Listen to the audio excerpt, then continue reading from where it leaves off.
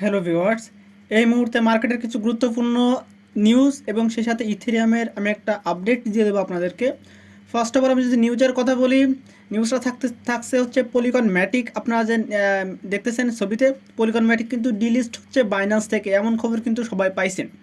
But ভিতরের যে খবর সেটা অথবা অনেকেই জানেন না।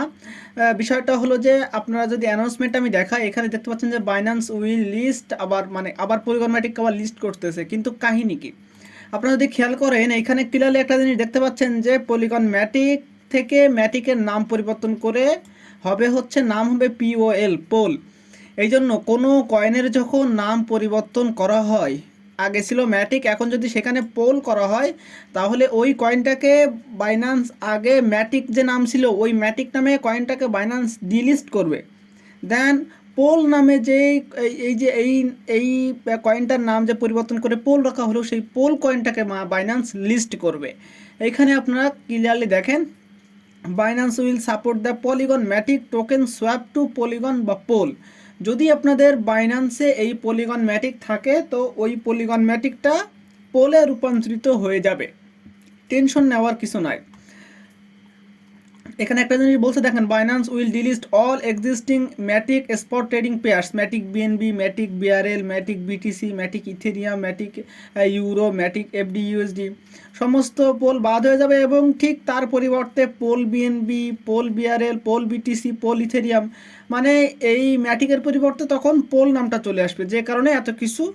এখন যদি আমরা এর আরেকটা উদাহরণ দেখাই, এই রেন্ডার কয়েনটার উদাহরণ আপনারা এখানে দেখেন। রেন্ডার আগে নাম ছিল কিন্তু এই যে RNDR, বাট সেটা কিন্তু মাইগ্রেট হয়েছে কি RENDER, যে কারণে কিন্তু রেন্ডারকেও এইভাবে আপনার ডিলিস্ট করা হয়েছিল, পরে আবার লিস্ট করা হয়েছে। এটা একটা নিয়ম। তো এই ক্ষেত্রে টেনশনের বা ভয় পাওয়ার কোনো কারণ নেই। সেকেন্ড যে নিউজটা আমার কাছে আসে সেটা হচ্ছে যে টেলিগ্রামের সিও যে ধ্রুব প্যাবেল প্যাবেল ধ্রুব আছে, হচ্ছে তার তার ব্যাপারে আপনার এখানে অনেক হয়তো বা এর আগে সংবাদ পেয়েছেন যে প্যাবেল ধ্রুব কি হয়েছে, বেল পেয়েছে। বাট বেলটা কি ধরনের এটা আমাদেরকে বুঝতে হবে। মার্কেটে কিন্তু এখনো পর্যন্ত মানে জামিন তো পাইছে, কিন্তু কি ধরনের জামিন সেটা আমি আপনাদেরকে বোঝাই। পাবেল ধ্রুবর জামিন বিষয়ে তার যে প্রসিকিউটর আছে বা উকিল আছে, সে বক্তব্য দিচ্ছে এমনভাবে যে প্যাবেল ধ্রুবকে জামিন তো দিছে $5.56 মিলিয়ন পরিবর্তে, এইটা তাকে পে করতে হয়েছে, দেন জামিন হয়েছে। কিন্তু জামিনটা হলো যে ফ্রান্সের বাইরে তিনি যেতে পারবেন না, তাকে ফ্রান্সের ভিতরেই থাকতে হবে এবং সপ্তাহে 2বার ফ্রান্সের যেই পুলিশ স্টেশন আছে সেখানে তাকে আপনার হাজিরা দিতে হবে। আমাদের যেমন হাজিরা চলে, কোর্টে হাজিরা দিতে হয় জামিনে বের হওয়ার পরও, ঠিক সেম। বাট এখানে তিনি ফ্রান্সের বাইরে যেতে পারবেন না, এই জিনিসটা এখানে ভালো করে লেখা আছে। এবং যদি আমি আরেকটা জিনিস বলি, সেটা হলো যে তার যেই টেলিগ্রামের যেই জিনিসগুলো, টেলিগ্রামে অনেক অনেক অনেক কিছু হয় ইল্লিগাল কোনো কিছু। তো ইল্লিগালের যেই ইনফরমেশন, সেই ইনফরমেশন কিন্তু প্যাবেল ধ্রুবর কাছে চাইছিল, বাট সে কিন্তু দিতে রাজি হয়নি। কারণ সে বলছে এটা একটা সিকিউর প্ল্যাটফর্ম, এই সিকিউর প্ল্যাটফর্মের যে তথ্যগুলো, এই তথ্যগুলো আমি দিতে পারবো না, রিফিউজ করে দিছে, যে কারণে তাকে কিন্তু এই ফাইনগুলো দিতে হয়েছে। তো সিন্ধি প্যাবেল ধ্রুব যেহেতু জামিনে বের হয়েছে, এটা কিন্তু একটা পজিটিভ ভাইব।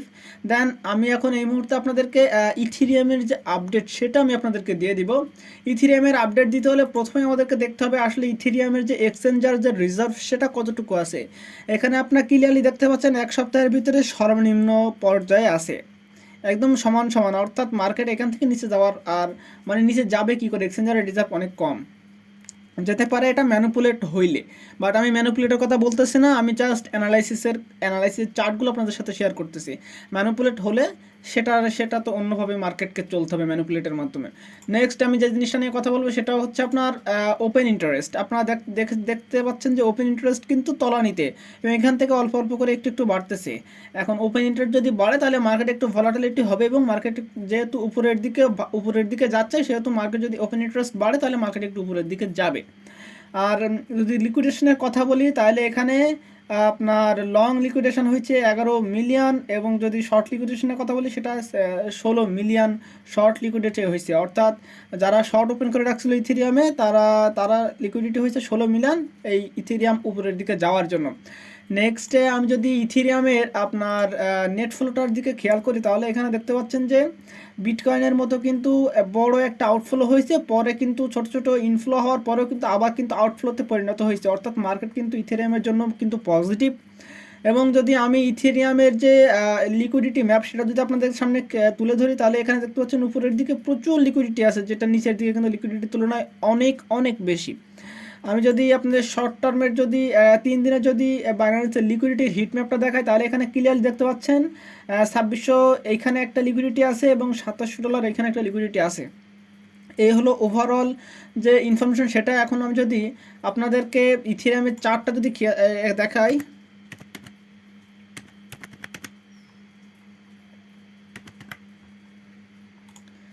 ইথেরিয়ামের চার্টটা দেখায়, তাহলে এখানে আপনারা দেখতে পাচ্ছেন 4 আওয়ার্সের চার্টটা থেকে খেয়াল করি,